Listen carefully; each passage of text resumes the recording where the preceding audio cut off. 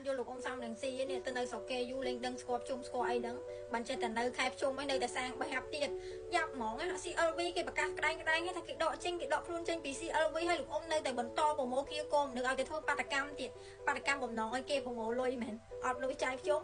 ឬក៏យ៉ាងណាបានចេះតែហៅតែរឿងពុកដើម្បីប្រមូលលុយពីពលរដ្ឋរហូតអញ្ចឹងអត់មានដឹងបាបដឹងបន់ទេនេះចំណាស់នឹងហើយអត់គិតទៅវត្តធ្វើបន់អីថារាល់ថ្ងៃធ្វើបន់មិនបានទេឥឡូវខែជុំខែអីធ្វើបន់ធ្វើអីអត់ទៀតខ្ញុំហត់តែចេញមកសាងបាបយ៉ាប់ហ្មងហើយមួយថ្ងៃមិនដឹងចង់បានអីប្រកាសទេហៅតែរឿងញុះញង់ហើយតាំងតា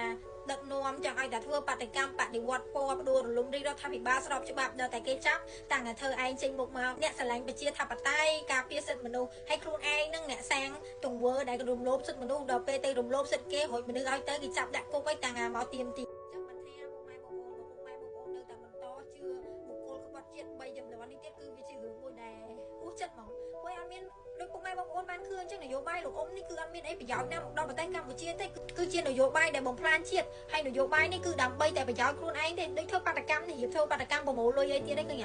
តែប្រមូលហើយចាយអស់មកធ្វើបាតកម្មទៀតហើយក្បួនគេនេះគេធ្វើមករាប់ឆ្នាំអីចឹងរហូតអត់មានចេះស្អីក្រៅពីហ្នឹងទេ